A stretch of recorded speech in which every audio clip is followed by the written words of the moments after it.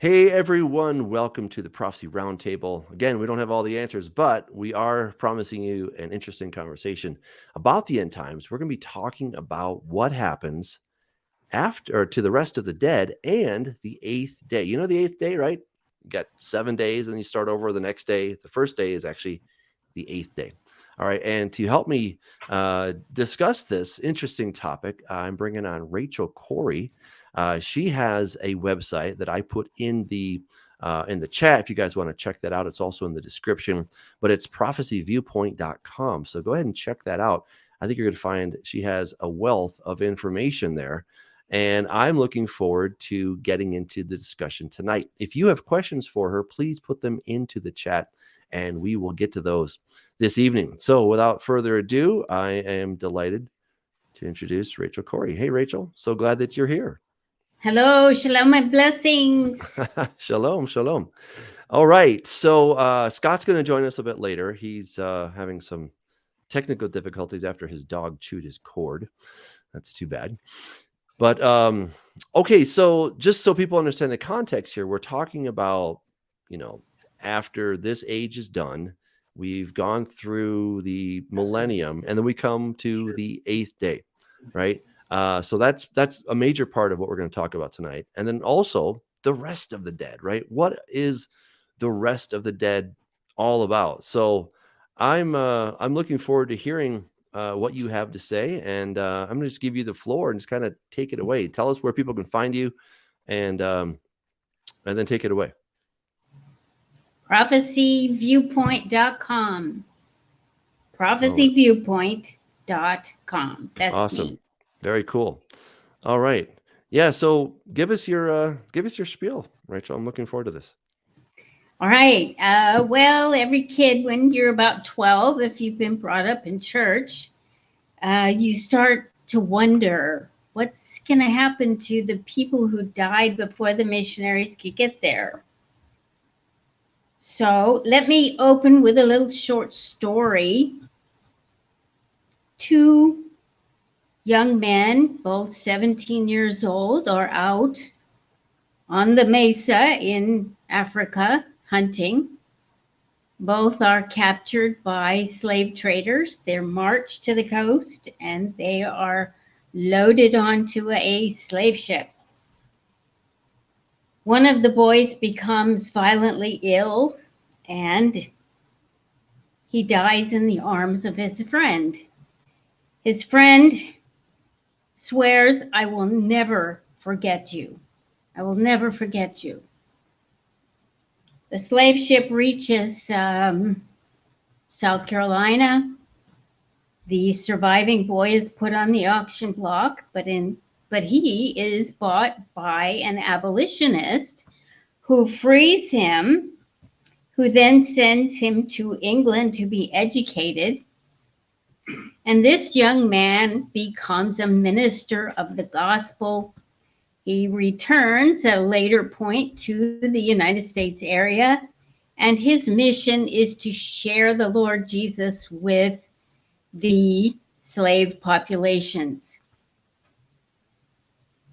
He lives until 80 years old and dies peacefully.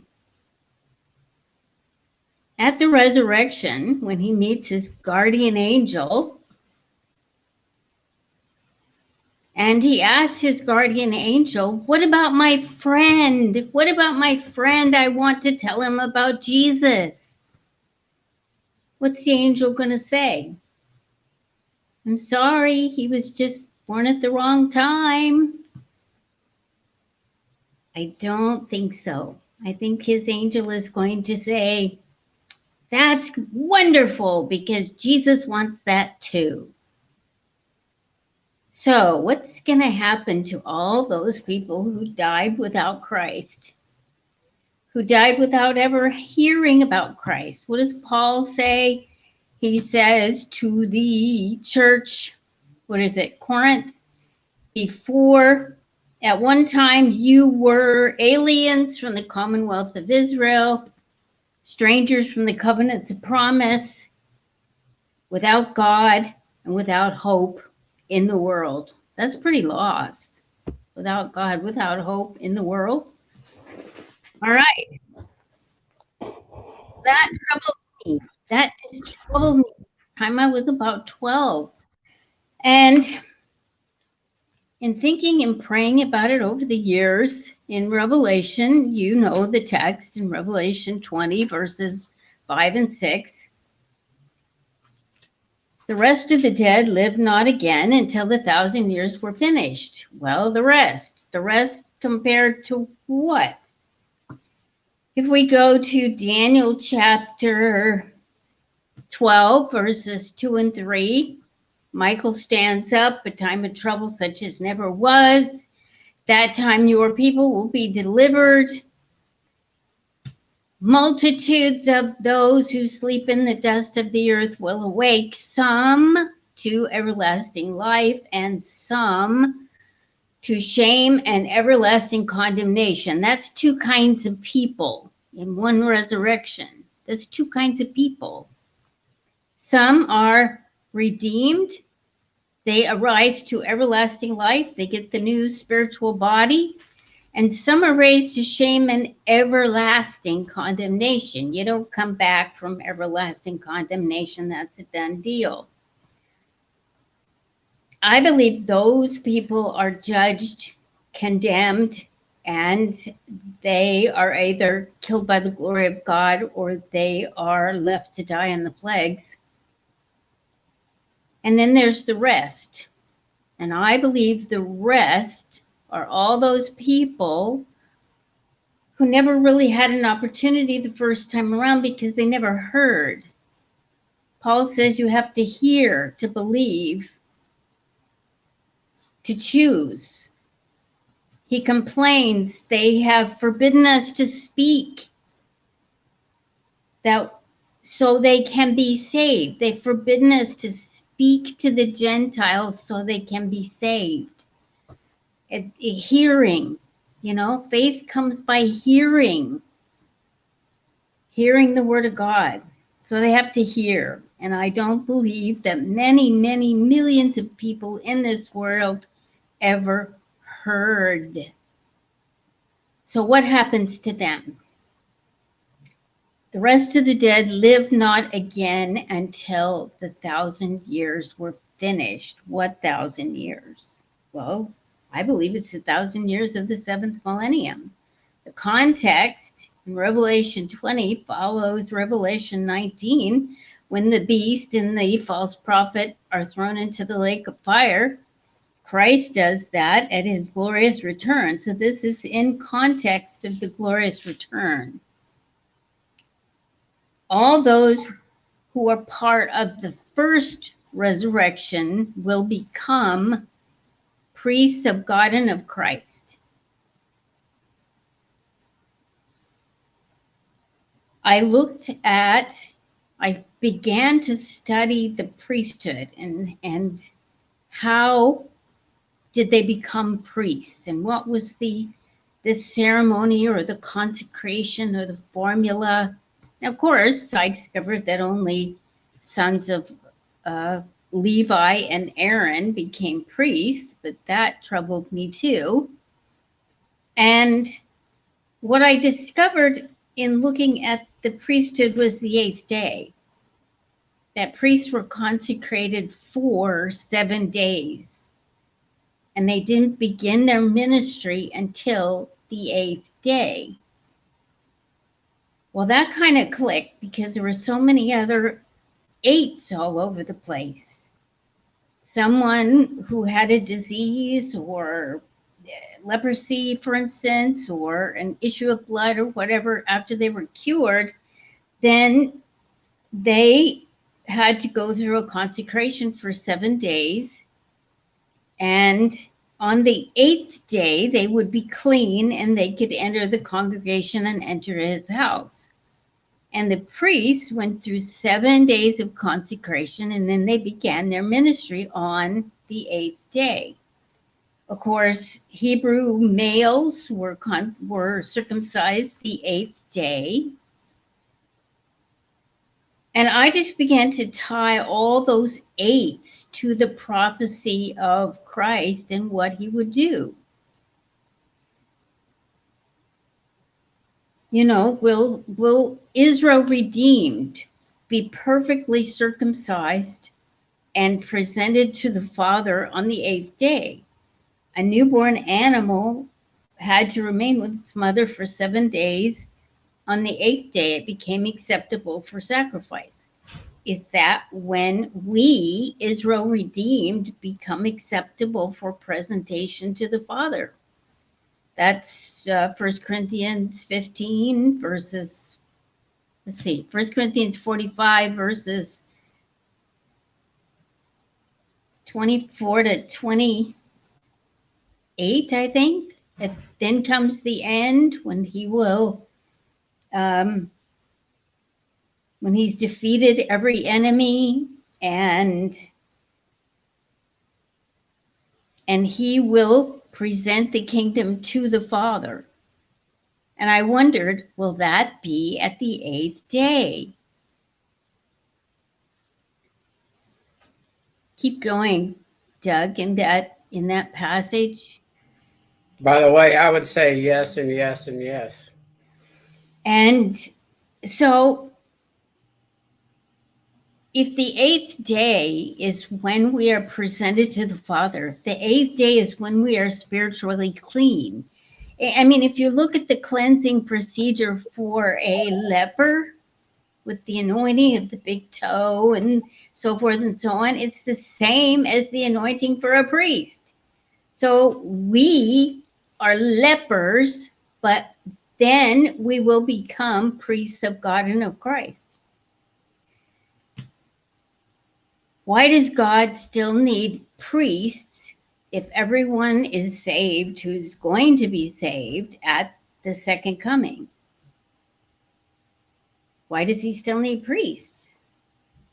And I believe that it's because the redeemed from the first resurrection, and I know some people argue that the first resurrection was actually the one when Yeshua himself was raised, and then it says many bodies of the saints who slept arose and went into the city and witnessed and so forth. Well, I believe we have to look at it from John's perspective. From John's perspective, writing this book, the first resurrection would be the one at the glorious return, and the second resurrection would be 1,000 years later of the rest of the dead. I'm just giving you a real sketch. All right. Let me.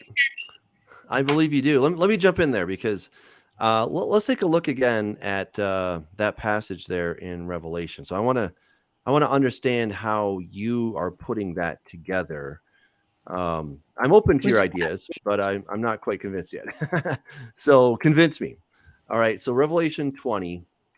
All right. So we know that Satan is going to be cast into the bottomless pit for 1,000 years. We would agree that that's happening at the beginning of the millennium. Is that correct?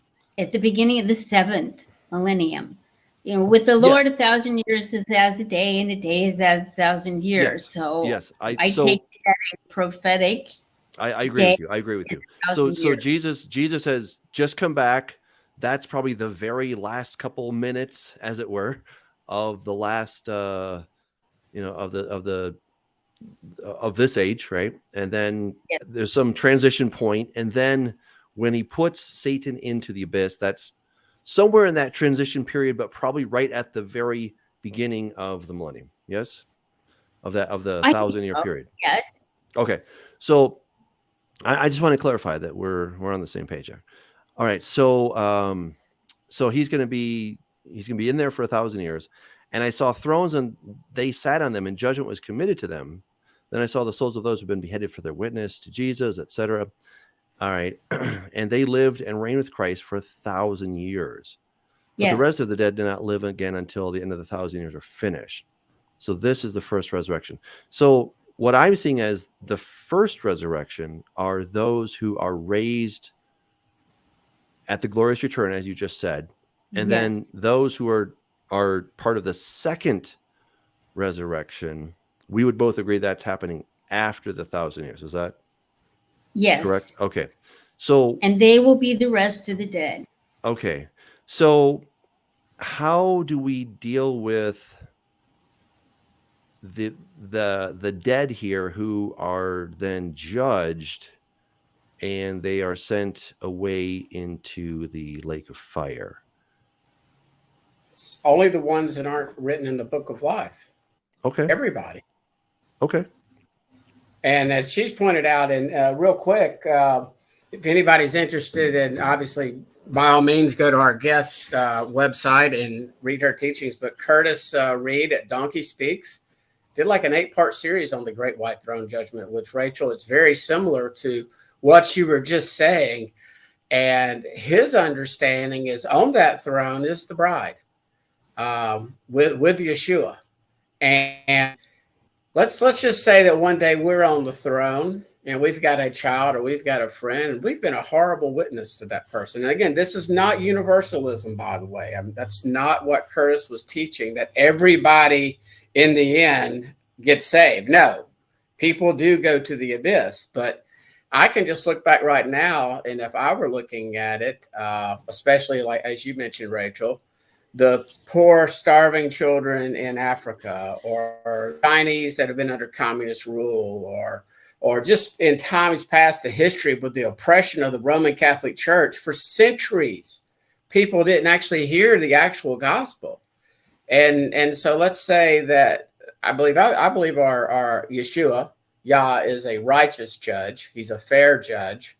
And, I just don't have a Calvinistic type of view towards Scripture in which, all for his glory, he just doomed them to the abyss, torment for the remainder of time, eternity in this 8th day. So, but yeah, the Curtis has a very good teaching on it. It gets deep, everybody, but it does have the bride, those chosen as the bride on that throne, who actually did experience sin. It might not be your understanding, but he has a similar understanding to these people. I agree with that. I agree with that. Being judged at the end of this day. In ancient Israel, the command was the whole congregation shall stone him with stones, if they found someone guilty. So everyone had to participate. So yeah, and I don't even think that Curtis made that connection, but that's sort of like with Yeshua when he says, "Okay, you're bringing me the woman caught in adultery. Y'all throwing stones," and even the ones that were probably righteous in there that might have just been tag-alongs and not trying to trick him are going, "I ain't doing it." Who am I to cast the first stone in my glass house? So keep going, Rachel. I'm loving it. This is good stuff. Are redeemed at the first resurrection become priests. How can they become priests according to the law? Because in the Torah, it was only Levites and descendants of Aaron, and males at that. Well, that sent me on a big study into the priesthood and the change of the priesthood. So when I looked at the priesthood, the very first priesthood after the sin of Adam and Eve were the firstborn. And the firstborn male of the family or clan or tribe, whatever the unit of measure was, they became the priests. That was the priesthood that Esau despised and that Jacob wanted. It wasn't just a double portion of the father's goods, it was the priesthood. They would represent the family unit or the tribal unit before God. So Melchizedek would have been a firstborn priest. And if you look in the account in Exodus, the firstborn priests were the 70 who climbed the mountain to see God. Remember, they saw God and they ate and drank. And I realized that the first priests were the firstborn. Well, how do you get from the firstborn to Levi to back to the firstborn? Because at the foot of Mount Sinai, following that golden calf rebellion, the Lord said specifically, I am taking the Levites instead of the firstborn. So the Lord changed the priesthood. That was a change of the priesthood right there. When you get to the cross in Hebrews, it says that it provided for the reconciliation of sins committed under the first covenant for those who repented, for those who brought a sacrifice. Well, that would include those who repented after the golden calf rebellion. But the death of Yeshua, because it washed away those sins, it allowed the Lord to change the priesthood back to the firstborn. Well, who's the firstborn? Rachel, have you listened? It's fairly recently, Eddie Chumney's teaching on this topic, as far as the what ended up happening is the king, priest, and firstborn all got divided with the sons of Israel into different groups. So you had Judah, you had Levi, and you had Ephraim or Joseph. Right. And that's what Yeshua did, was bring it back together. Bring it back together. Yes. And so it's not just about the restored covenant as the bride. It's also, hey, I've got to go redeem my firstborn. That's why I forget where the scripture, but it says, Ephraim is my firstborn. So Yeshua, Yah had to become a man so he could be our kinsman redeemer, to redeem Ephraim, not only as the divorced harlot wife that God divorced in, I think, Isaiah 50 and Jeremiah 3, but also so he could redeem the firstborn. And that really, I'm not going to say names right now, but a lot of the teachers that are now trying to separate out Yeshua as not Yah, they just, that's metaphor. They don't really understand. They claim to understand that Yeshua is our high priest, but they're not understanding his other roles as husband, as king. Okay, so if you're going to say that his husband and firstborn is all metaphors, you just want to limit him to be the high priest, like he's just some mere creation. And I think that's very problematic. And I won't name the name right now, but Doug and I am trying to set up a discussion with one of these guys that's developing a following. And his little flock is just, because he's very, very smart and he's very smooth and and you might even know who I'm talking about, but he Eddie Chumney, I do, yes. No, not Eddie. No. Eddie agrees with his firstborn and all this other stuff. It's another young people there. Yes. But we're trying to set up a discussion not a debate, but a discussion on this very topic. In Israel, before Pharaoh, the Lord said, Israel is my firstborn. Okay, so if the priesthood goes back to the firstborn, Yeshua is called the firstborn over all creation. That's how he gets to be high priest over the house of God. And then we are in him. So that means we are firstborn in him. That's how we get to be priests. Hey, and hey, Doug, can you pull up 1 Corinthians? I want to go over this. It's about the order of the resurrection at verse 23 in 1 Corinthians 15. And how it correlates with Revelation 20, actually, because it talks about but each in his own order, Christ the first fruits. So obviously that was a resurrection. That was the first fruits when he presented himself as first fruits to the Father. I do believe that those 24 elders and maybe some others were also resurrected at the time. So after that, those who are Christ at his coming, that's the second coming at the end of the sixth day, in that split twinkling of an eye as it transitions to the seventh day.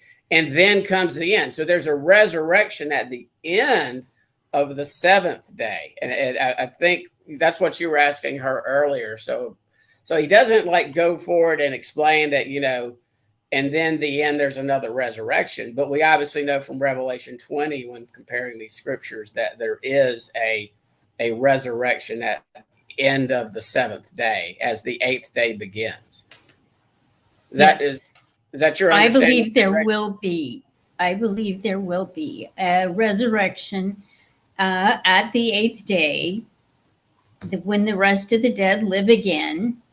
And by that point in time, we will have completed the 7-day consecration, and then we can be priests of God and of Christ. And looking at the roles of the priesthood in the old covenant, the first covenant, the priests did much more than just sacrifice animals. They taught the law. They were the judges of last resort. They were the government, essentially. The priests and the elders were the government for Israel up until they had a king. This is really interesting. We have Joel Blackford has a interesting comment question. He's quoting here from Romans chapter 2. So when Gentiles who have no Torah or law, as it says in the New King James, do naturally what the Torah requires, then these, even though they do not have the Torah for themselves, are Torah, for their lives show that the conduct, the Torah dictates what is written in their hearts. Their conscience is also bearing witness to this, for their conflicting thoughts sometimes accuse them and sometimes defend them on a day when God passes judgment on people's inmost secrets, according to the good news as I proclaim it. He does this through the Messiah, Yeshua, Romans 2, of course. So, I think it's an interesting passage that he's bringing up. I don't know if you guys, I don't know if there's any thought that you want to add to that, but I just thought it was an interesting comment. Romans 2, it makes a point that seemingly just looking at the sky would be enough to tell you that there's a God and to tell you how you should act. It may be true that people could be convicted that there was a God, but I don't see how just looking at the stars would be enough to tell them about God's Son and about his being the only way to God, because Paul makes a very strong point in 2-3 places that you have to hear before they can believe. Hey, Rachel, on this, and when Yeshua resurrected, or actually before his resurrection, he actually went and preached the gospel. It's like the people in Sheol, in hell, if you will. He didn't preach the gospel. They got preached the gospel. It wasn't the gospel. It wasn't the word. What do you think? Well, he's sitting there. It wasn't evangelion. That wasn't the good news. That's not the word that's used there. It's more of a proclamation. Now we can argue maybe that it was the good. I just don't. Well, I'm just being a little bit of a nitpicker on the word here. But go ahead. No, I was going to say I do believe he obviously proclaimed he was. He's the Son of God. He's the Lamb of God. He came to die, and I do believe, again, Matthew's pretty clear. There was a bunch of people resurrected, and at that time. So I'm assuming they only got resurrected as a result of the blood of the Lamb and their faith and trust in what Yeshua had just done. And they were looking in times past. They were looking forward. At that point in time, they're in like this state, whatever that is. I don't know. Those from the Old Testament look forward, and we in the New Testament look back at the same spot, the cross. So I have a question for the people that are raised in the second resurrection. You're assuming that this is going to be a good thing for them, right? They're going to be raised and it's going to be good. Is that correct? Yes. They are not simply raised to be judged and incinerated or annihilated. They are raised to educate them and then to give them an opportunity to come to Christ. Wouldn't it make more sense to do that at the beginning of the millennium instead of at the end? At the beginning of the 7th millennium? Well, yeah, the millennium. That's what we call it, right? Not ready yet. Sorry. I don't know about you, but I'm not ready to govern the nations. Well, I'm okay, not ready to yeah, govern point anybody. taken. So you're Really govern saying, so you're saying the priests need time to kind of get the hang of this whole thing. That's kind They of what have to have 7 days, and if a day is okay. 1,000 years, then they need That's- 7,000 years, and they won't be ready till the 8th. And, Hmm. you know, during the 7th day, no manna fell from heaven, Yeah, right, in the wilderness. yeah. So during the 7th millennium, there would be no presence of Christ on the earth. Really? Look at the consecration Hmm. of I'm the not sure priest. about that. I don't know if I agree with that. But Okay, I understand. If okay. you look at Hey, Doug, real quick, pull back. I mean, Yeah. Revelation 20. Revelation they 20. were to spend the One whole second, Rachel. Let's go to Revelation 20 and then come back to I your go to thought verse there. 12.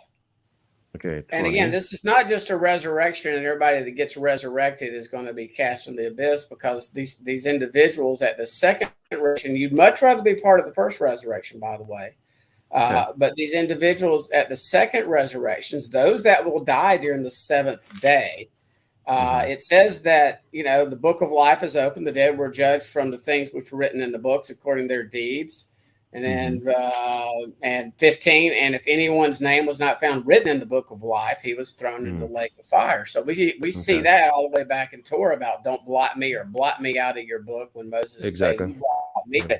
So there's this book record of deeds that, and I do believe, like what Rachel's saying, is that during this resurrection, they'll be judged according to their deeds, but will they be given an opportunity to repent and say, I want to place my trust in Yeshua, or will they still be proud and it's that just some again, of them will be. Go ahead. Okay, two things. First is that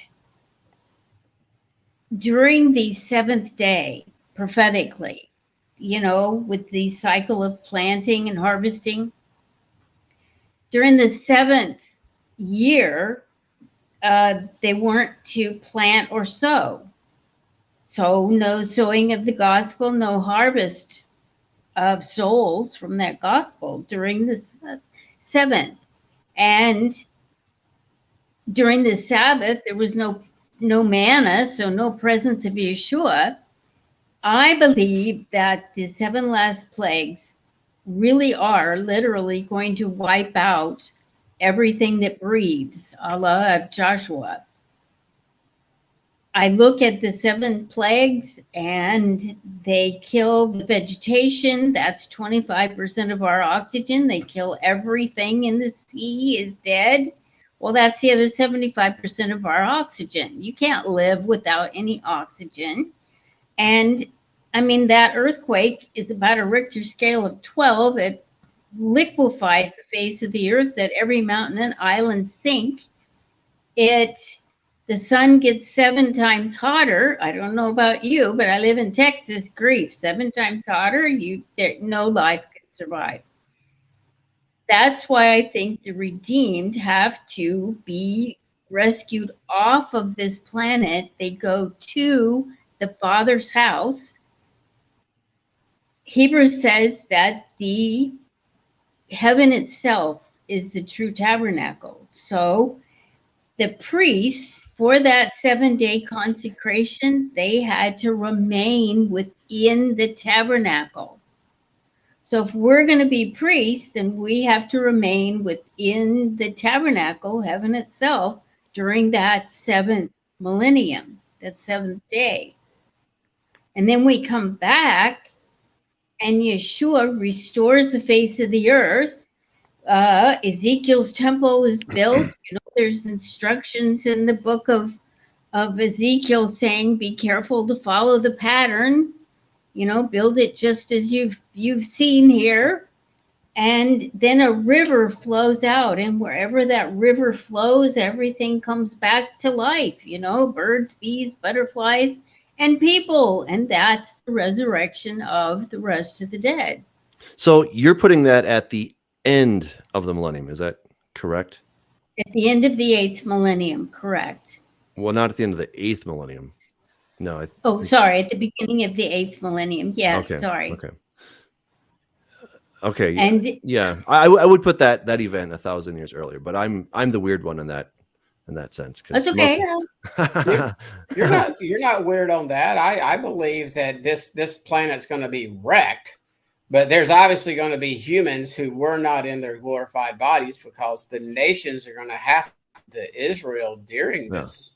No, And so, Rachel, what your understanding of that would be is that's going to be after the millennium when after, I like to say it the seventh day. I hate calling it the millennium. After the seventh day, with the day being 1,000 years.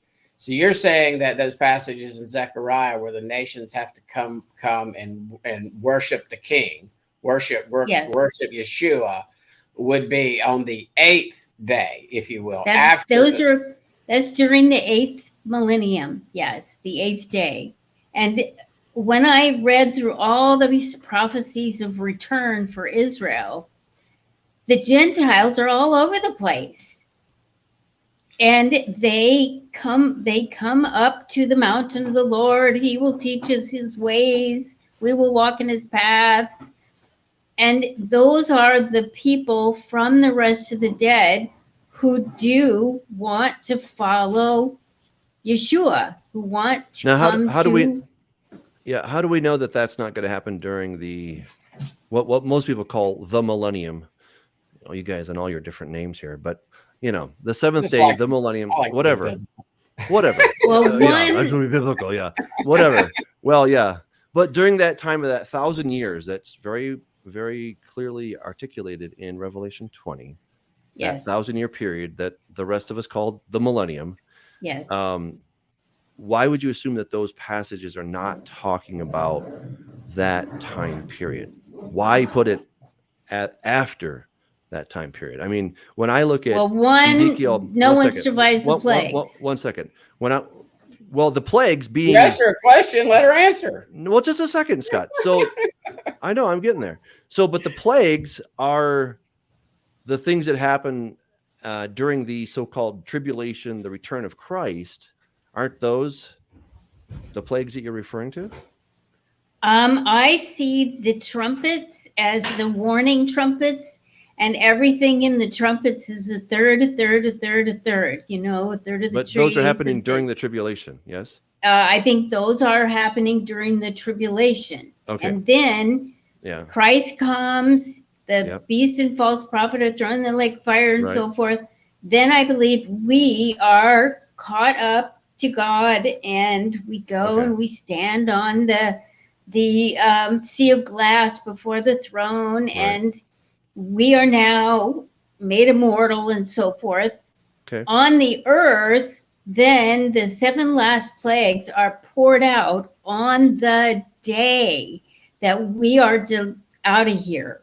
Remember about Babylon? He said, therefore, let her plagues come in one day. Okay. I think that's the day of the glorious return. Okay. I just want to make sure that I'm following, because sometimes timelines can be a little bit tricky, right? So we're all trying to get our timelines together here. So sounds to me like Rachel's placing this over 1,000-year period, whereas me and you place this. Oh my goodness, it is the wrath over a 10-day period between Yom.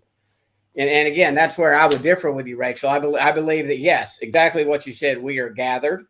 Our corruptible becomes incorruptible. But those that had not placed their faith in Yeshua at that time have 10 days prior to Yom Kippurim, when the actual second coming, by golly, Yeshua sets his feet down. And again, that's where we would differ. Heck, I don't agree with her. I don't agree with myself after a week or two. So that's okay. But I do see that's where Judah will repent. A lot of Judah will look to or upon him, because I don't want to irritate Doug, whom they pierced from Zechariah. That is Yah, our friend I was talking about earlier, the gentleman I want to discuss this with. He's got a problem. If Yeshua's not Yah, how will they ever look to Yah, who's a spirit who no man's ever seen except Yeshua? And so, again, there's a lot of issues I'm having with that teaching right now, this binitity doctrine, as I call it. But that's where Doug and I actually do a line is that 10 days of awe, that 10 days of orge, that wrath being poured about on the earth. But I do believe some will be supernaturally protected. Just like I believe we going through the great tribulation, that final 3.5 years, what's happening to the earth seems pretty supernatural to me. And I just look back at the Exodus and see where those in Israel, in Goshen, didn't bother them. I'm not worried about these trumpet judgments. I do believe the bowls are poured out after his after the end, at the end of the 6th day, as that 7th day begins that final 1,000 years. That's when we will be gathered to the cloud. If you're familiar with Lisa Elwine, we're not gathered up to third heaven or whatever, but I believe we're gathered to the cloud, because heaven is literally, right above us, if you will, like where birds fly and trees are in the air and everything, not some ethereal floating on clouds with angels playing harps like we all think of heaven, if you will. But that's what I think. That's where Doug and I would differ with you. We believe that there will be kind of a supernatural, a slowdown, if you will, of the entropy process, that because people will live a long time during the millennium. It'll be rare that they die, and that there will be some major work to do for the living humans and for us, because it says we reign with him 1,000 years. So I'm treating you very nice, boy, compared to Doug. But who do we reign over if there are no humans? Are we reigning during the 7th day if there's no literal reign on the earth? I think that first reign is during the 7th day it's like a reign of victory. It's like when you won the major contest in Roman culture and you've reigned. But there is a second reign on the earth. Remember the 24 elders, they say that we have been made kings and priests and we will reign on the earth. Well, that's actually in the aorist tense, so they're not reigning yet. They are being made to be priests and kings. They haven't quite finished their preparation yet, but they will reign on the earth. Aorist can't be future, by the way. Aorist is always past, just so you know. That's interesting, coupled with Curtis's teaching, if anybody is interested in the subject, about how it could be, even though we're going to be different understandings here, but even though we're going to be immortal, it's still a training period, if you will. We've all touched death, and you were unclean until sunset of the 7th day if you touch death. And we've all been wounded horribly by our experience down here. We lock our doors and we put locks on everything, and we have codes to get into things because we can't trust. We can't trust anyone. Yeah. And there's going to be a huge period that we need to heal and recover from what we've been through. And then we need to experience fully this oneness with God before we will be ready to rule the nations. Yeah, I would kind of disagree with that. I think of it like, a doctor who's doing his residency. He's gone through med school, or she, whatever, qualified, but not experienced. And how do they get experience? They operate on real people. They treat real people, right? Now they're under the supervision of someone else. Right. I don't know if it's true for lawyers as well. Maybe you train under somebody else, even though you have your degree, but you are still getting that practical on the job experience. You would be much better off never going to law school and actually, following a lawyer around the court for, seriously, law school gets nothing. Well, I don't know about that, but so what I'm seeing is, we're going to definitely need training. But just like the priests, right? A priest would become a priest, and guess what? He had to then go do real things for real people, for real worshipers. So the idea that we're just kind of all in training, but we're it's like we're going to medical school for 1,000 years and there's no patients. I just don't see that as being the case. I mean, I've even gone and gotten my hair cut at places where they're all in training, and they weren't as good as the official hairstylist, but it was still pretty good and it was a lot cheaper. So, I really think that Jesus is definitely going to be there. Now, you said that you don't think he's going to be on the earth during that seventh day or the 1,000 years. I don't see that, because it says we're going to rule and reign with Christ. And as I see it, the New Jerusalem, I'm pretty strong on this point. The New Jerusalem comes down out of heaven at the beginning of the millennium, not at the end, as what many people teach. I think it's missing a lot. I won't get into all that, but that God is with us, right? The whole point is that God is going to be with us. The mountain of God, the New Jerusalem, is going to be on the earth. Now, those who are mortal cannot go into the New Jerusalem. Only the mortals can go. Only the immortals can go into the New Jerusalem. But it will be here on planet Earth. And, that's what we think of as heaven, but really so-called heaven is the New Jerusalem, which is going to be with men, because that's why God is going to rule and reign. He's going to be with man. There's all kinds of references to that in the book of Ezekiel, how the throne of God is going to be in our midst. So I don't know. Well, one second. I'm open to the whole idea that there's a second resurrection and not everyone's going to be cast into the lake of fire. I'm open to that idea. However, I do believe that we will have people that, essentially the people that I think that are going to inhabit the millennium, the mortals that are going to be having babies and all that, are the people that did not die during the tribulation. That's my take on it. So anyway, go ahead, Scott.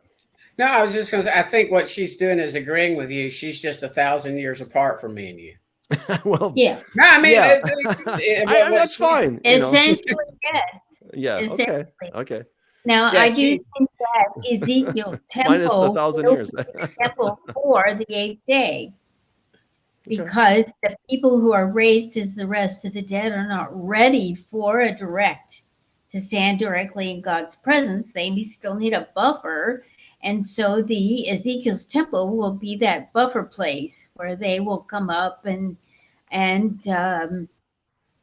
so forth.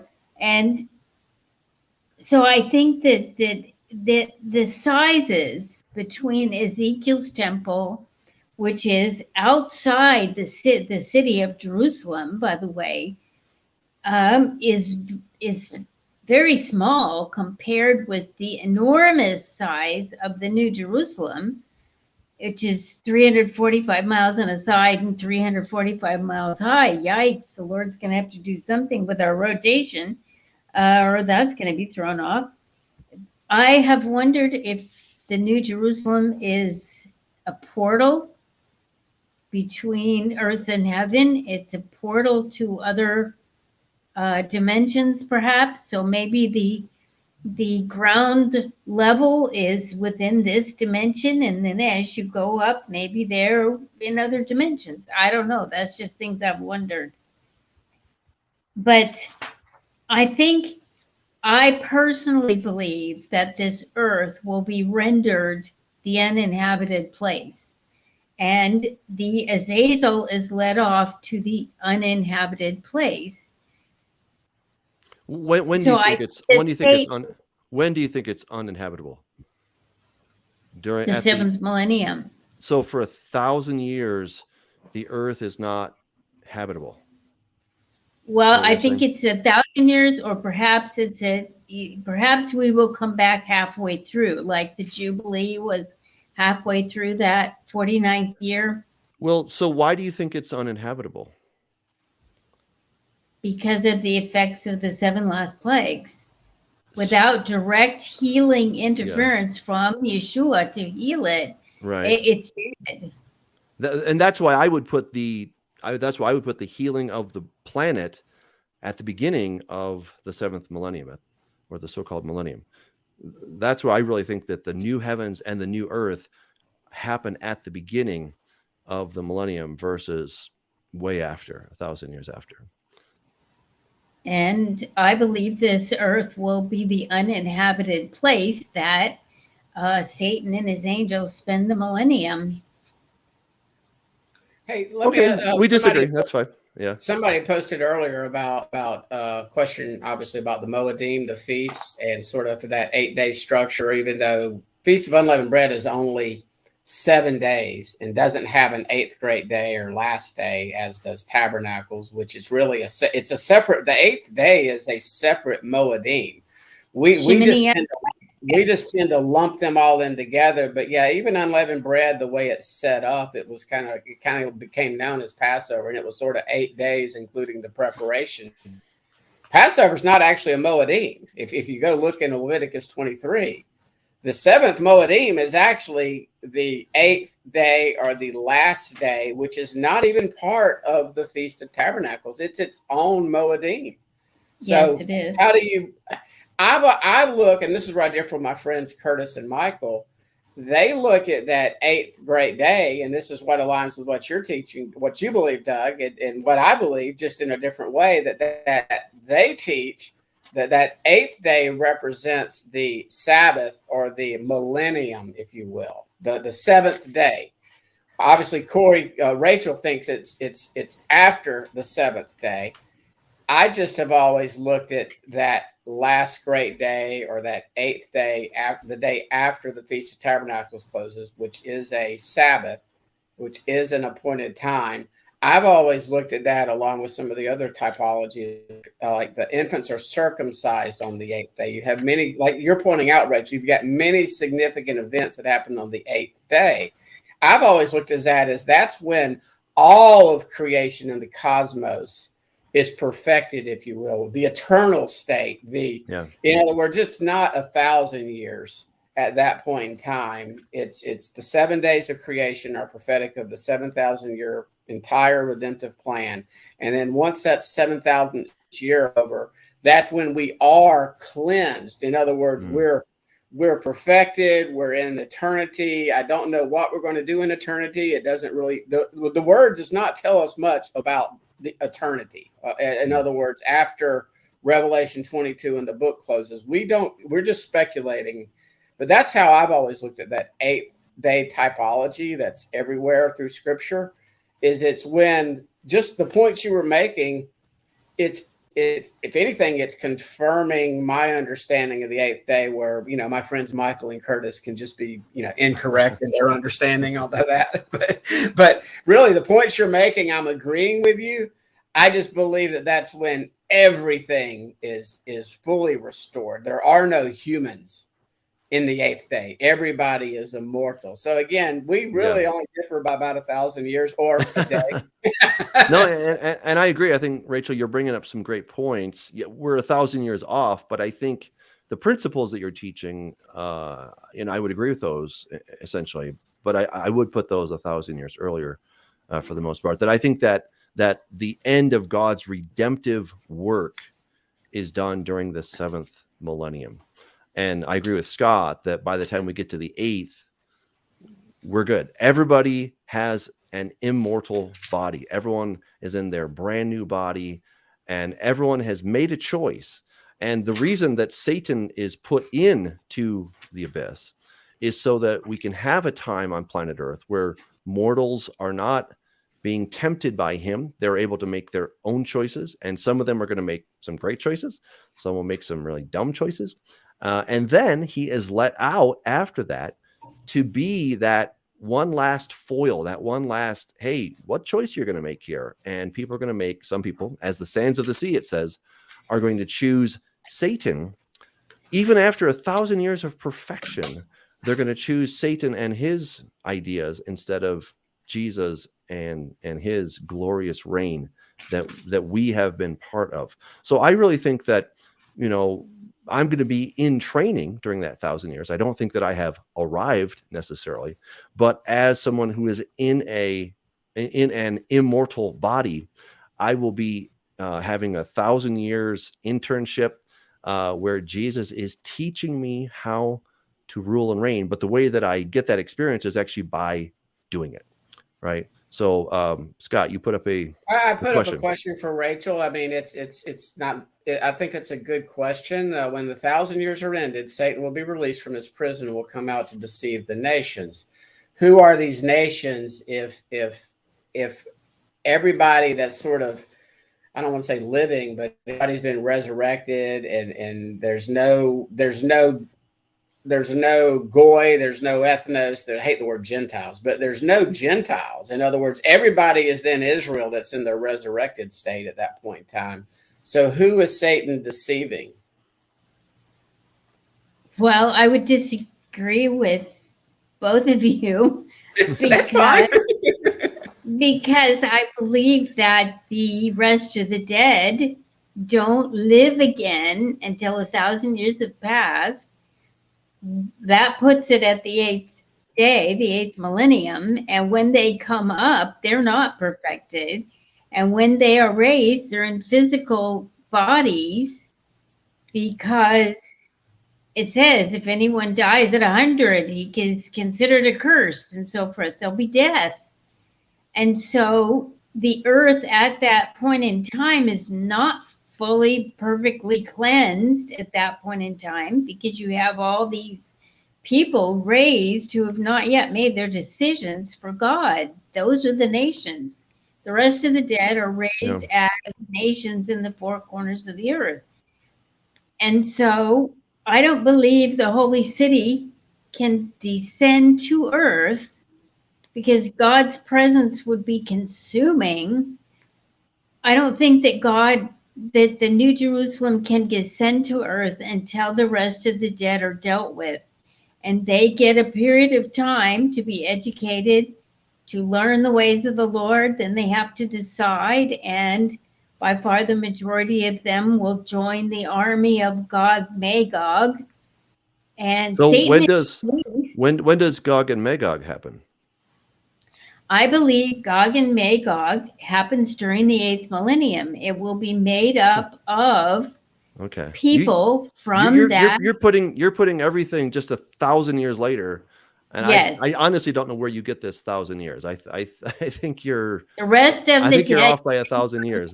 Well, but you're taking that one phrase, the rest of the dead, and then you're shifting everything that many people have assumed.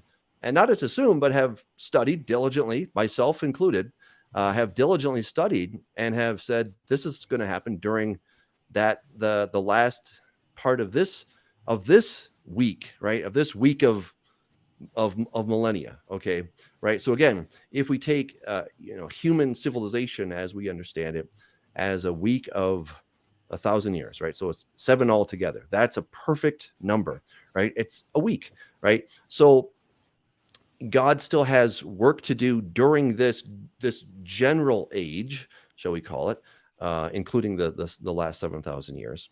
I mean, you're assigning all of these things. You're just kind of pushing them out to now the 8,000th millennium, and I just don't see that anywhere. There's no thought of that in Jewish thought. I mean, this is very unique to you, I have to say, that this idea should be that way. But then you're going to have Gog and Magog happening at the end of the 8th millennium. So when does the New Jerusalem actually descend to planet Earth? The New Jerusalem and God's presence descends to earth when all of sin has been dealt with. And so that would be after Gog Magog. So that's the beginning of the 9th millennium. Is that what you're saying? No, I think that it'll all be wound up and cleaned up by the end of the 8th millennium. Well, we're just touching the beginning of, just around, we're just turning the corner there to the 9th millennium, essentially, is what you're saying.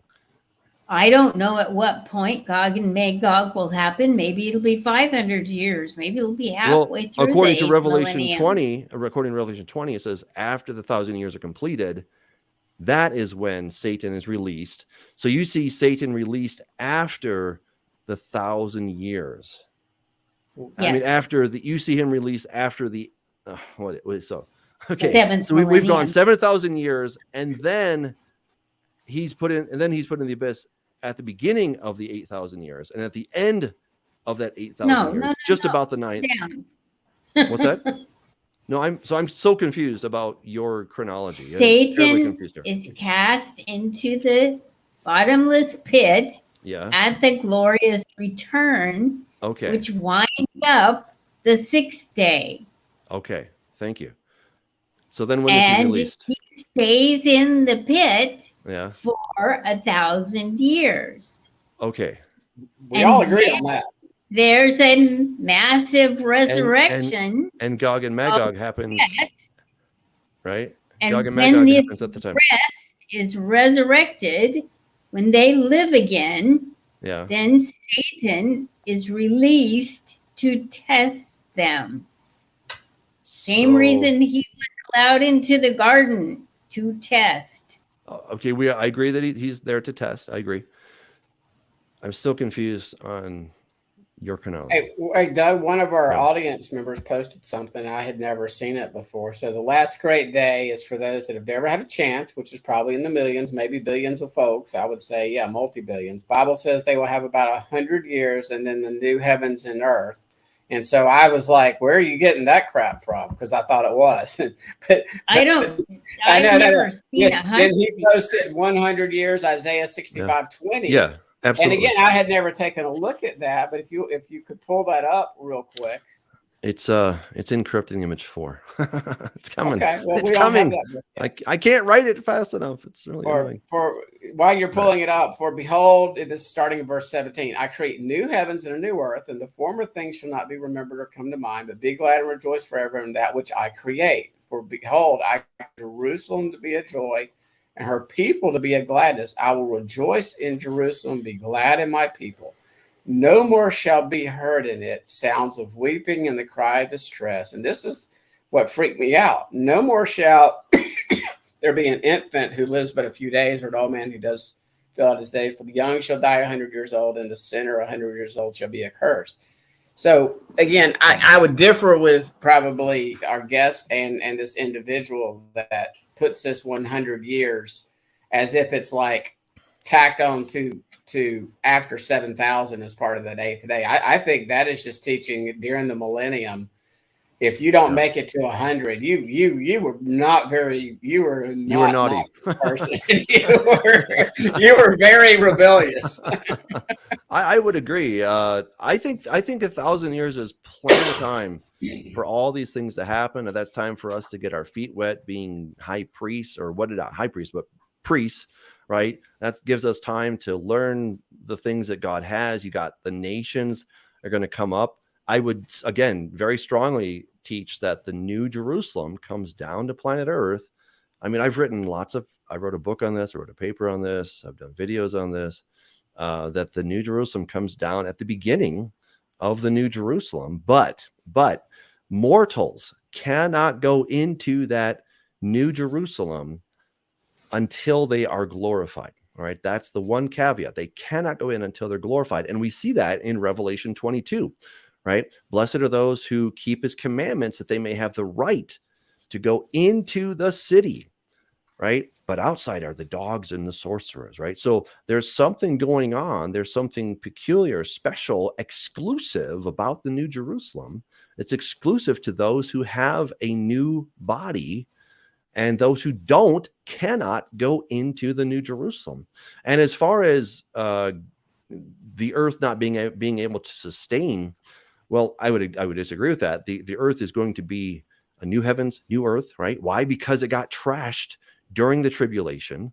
So there's going to be a new heavens and a new earth for that duration of 1,000 years. But the mortals cannot be in God's presence. I would agree with you. And the reason we're going to have sacrifices during the millennium is for the people who don't have a glorified body. They will need a covering, a kapara, which is the word Yom Kippur, right?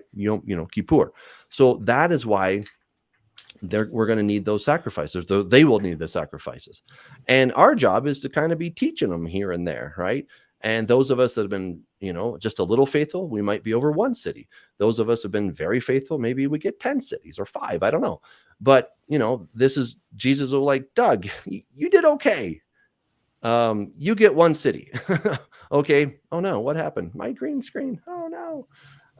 But that's all you get pretty much. So And that's this is happening when? During the 7th millennium? During the 8th? yes, during the 7th. I don't put 7th.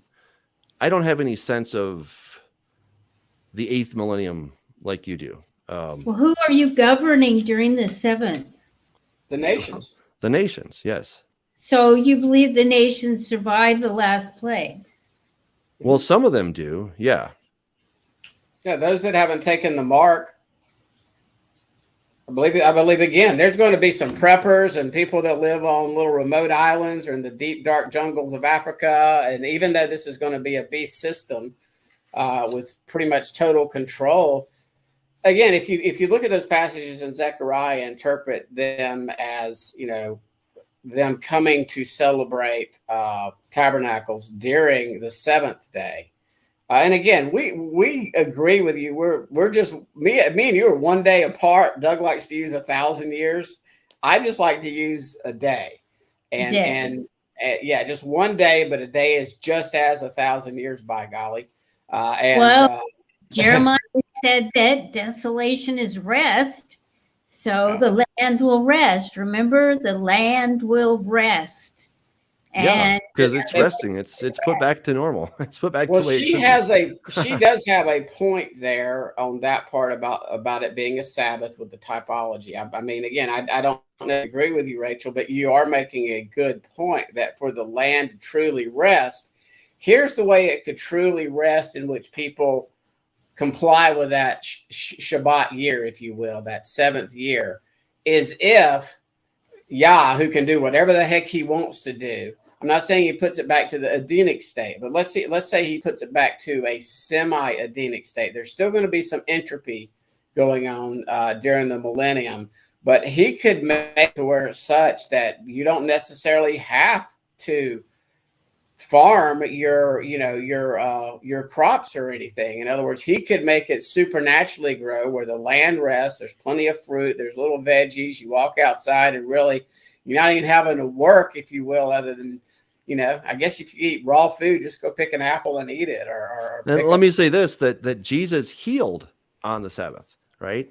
And that was the best way to give rest to the person that had, what was it? They healed somebody who was born blind. He healed the guy that had the withered hand. He did those things on Shabbat, right? So what even better than to heal the land on the Sabbath? I mean, that's the greatest healing. That's called rest, right? So, I don't think that just means that we have to let it lay destroyed. I don't think God's going to let it lay destroyed or fallow, like, desolate, but it will be desolate because of the tribulation, but then he heals it, restores it. And Romans 8 essentially says that same thing, that the earth is groaning, right? It wants to be restored at the revealing of the sons of God. And we're revealed at the second coming, right? Which you already articulated. So we've got more questions. Do you remember Jeremiah wrote that he saw the earth after the great day of the Lord, and it was without form and void. Those are the exact same words from Genesis. So if it's without form and void, hey, that's pretty desolate.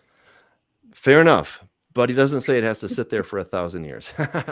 So the healing may take 1,000 years. Hey, well, Rachel, yeah. I'm gonna support you for a second, because Doug still believes in the Jesuit lie of the Daniel 70th future week. So just because the majority believes it doesn't mean it's true, Doug. Well, we're all learning. We're all learning. Hey, and that's why I put this little comment up, because if you've ever watched this, Rachel, until I started doing this, it was easy to sit behind the computer screen and just make dogmatic statements about how my understanding and you're so wrong. And so now I've gotten to the point, other than pre-trib rapture people and full-blown preterists that Yeshua returned in 70 AD, I don't do much dogmatic about anything. Yeshua's returning. There's going to be a resurrection. And I can promise you there's probably not one of us alive on this earth right now that has perfect understanding, knowledge, wisdom. Because if you do, show me your perfect power and walk across the ocean for me. Amen. Amen. So, and that applies to me, Doug, all of us. I call us all prophecy geeks. So I'm Well, a I prophecy. did not expect you to agree with me, but Oh, I've no, planted, no. I've You knew that planted. coming in. you're planting ideas. That's good. So, and we appreciate that. You don't have to come on this show and agree with us, we don't have to agree with you, but it's fun to talk about it. So, Benny C says, what happens even with Hindus?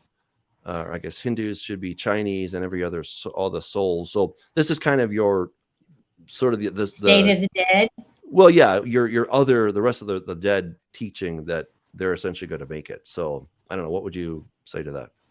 Well, I believe that the dead are asleep. They're unconscious. Ecclesiastes 9:5, the living know they will die, but the dead know nothing. So I think that they are asleep. I think that at the moment of death, the Spirit of God sort of downloads all the information from our minds. This is just a fancy biocomputer up here. And the Lord can download all the information. And then at the glorious return, He can give you a brand new spiritual body and upload all the data, and boom, you're up and running. Well said. Here's another question. So, did Rachel just say Jesus is not in the millennium or the seventh day? I was a while, but yes, she did say it. Okay. There is no manna. The manna did not fall on the seventh day. Okay. So, as far as his presence on this earth, I would say no, that we will be with him in the Father's house. All right. I would disagree, but that's okay. Here's another question. This is from Becky. If those were Old Testament saints raised at the crucifixion, how does that line up with Hebrews 11, verse 40? So let me pull up Hebrews 11. That they did not receive the reward?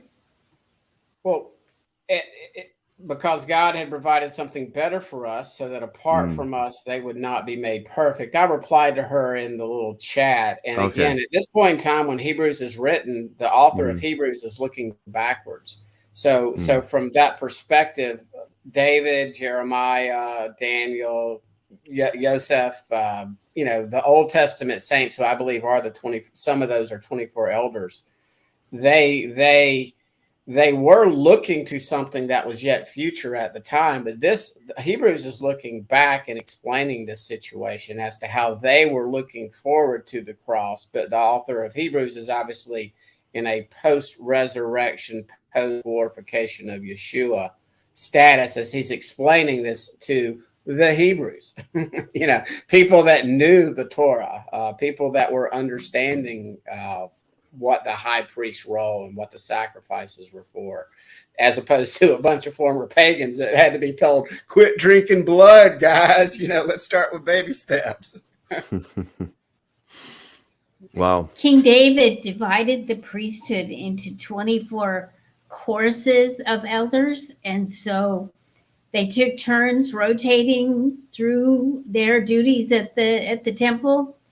And so I don't think there's just 24 of the elders. I think it may be 24 courses of elders who rotate through their jobs.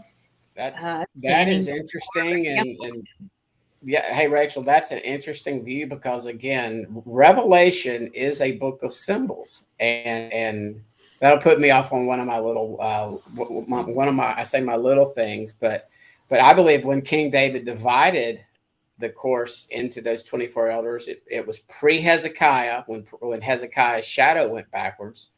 And that's one reason people will try to go, well, you've got to use the Enoch or the Zadok calendar because you've got these 24 perfect divisions. So we've got to do this wacky calendar system written by obviously a 1st or 2nd century rabbi because it's got to be perfect. It's got to be perfect. No. It was perfect, I believe, at the time of King David when that occurred, because every calendar, every calendar, Egypt, Samaria, China, Africa, Americas, every calendar went from 360 days to 365 right at the time of Hezekiah.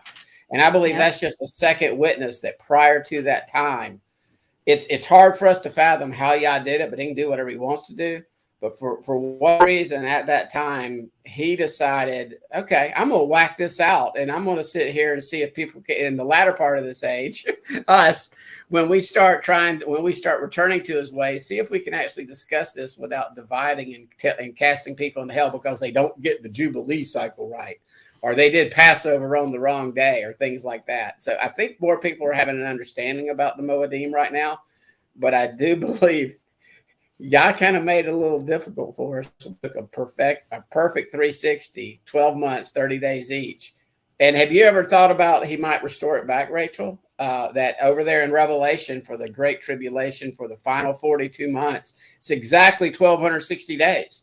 You cannot take a current month under our calendar and divide it into 1260 and get 42 months. You just can't do it because months are only like 28, 29 days. It's very feasible. There could be a near Earth flyby that is closer to the Earth this time, between the Earth and the sun, and would push the Earth back to a 360-day orbit.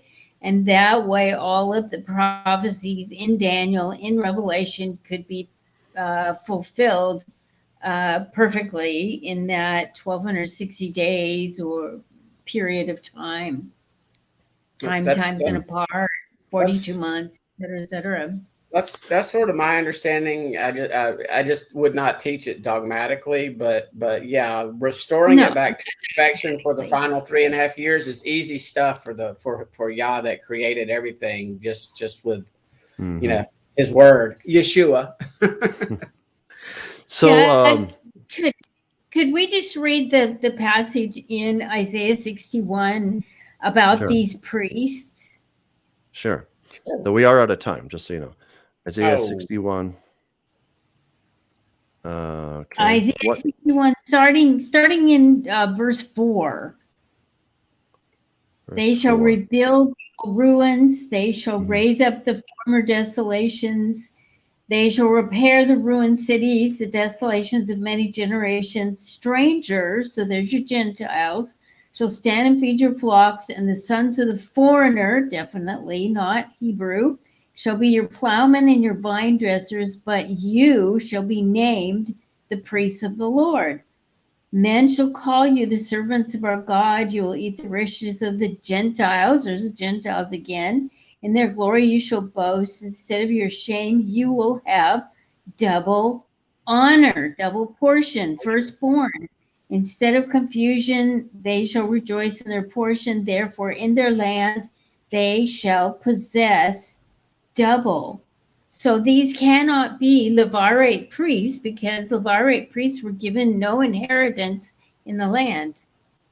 Okay. Yeah, I believe this is the fulfillment. Again, we're going to differ by a day, but I believe this is the fulfillment when Ephraim, the house of Israel, or the house of Joseph is restored back to the land at the gathering at the end of the 6th day. And so, yes, it's I'm a biblical Zionist, if you will. In other words, there will be at some point in time, and it's not just Judah, and it's not just people that understand are the modern day Jews. It's also all of us lost. Well, we're not still lost, but we're still an exiled sheep living in Babylon right now. We're not living in Zion, and Yah has set it up to where our long lost brother and sister Judah right now won't even let us in if we want to go back to the land. And that's by his design. Just like I think he's got the Dome of the Rock on the Temple Mount right now, keeping Judah from even doing anything until he's like, okay, it's time. And so all this, he's allowing all this stuff to happen. He allowed you to return to the land in unbelief in Yeshua. But this is not fulfilled. And again, we're differing with one another by a day. We're not disagreeing that this will be happening, that this will happen. Timing. Well, Rachel, thank you so much. I want to remind everybody that I put in the chat And in the description, you can go to her website, prophecyviewpoint.com, and you can get a lot of her teachings. I mean, I think all of her teachings are there, and encourage you guys to go there, prophecyviewpoint.com. Again, check the description. It's in there. Rachel, we are so glad that you joined us. And again, we don't agree on a lot of things, but a lot of things we do agree on. All right. I mean, you guys are great. You're just the greatest, and it's been really fun. I thank you so much. Well, tune in where we're talking about Daniel's not 70th future week one time and like watch the fireworks, guys. All right. So yeah, thank you everybody. So glad you joined us. If you want to support this ministry, you can go to patreon.com/Doug Hamp, and you can give a little or as much as you want. It's really up to you. Thank you for your support. It does mean a lot. Keep the lights on and all that stuff. So thank you so much. God bless you guys. Think about going to Israel with us in 2024. It's going to be awesome. Go to thewaycongregation.com for information on that. Till next time, God bless you.